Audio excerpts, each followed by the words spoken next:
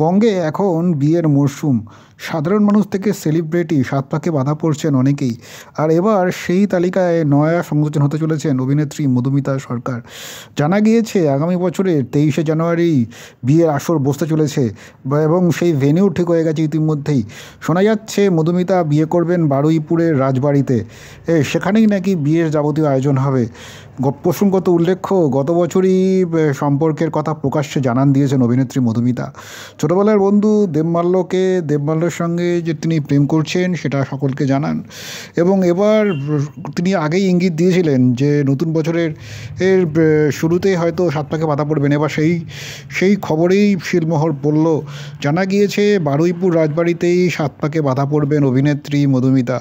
মূলত সাবেকি সাজই প্রথম পছন্দ মধুমিতা ও দেবমাল্যর, সেভাবেই নাকি সাজবেন। আগামী রিসেপশন হবে আগামী 25 জানুয়ারি। সেই অনুষ্ঠানটি হবে অবশ্য শোভাবাজার রাজবাড়িতে।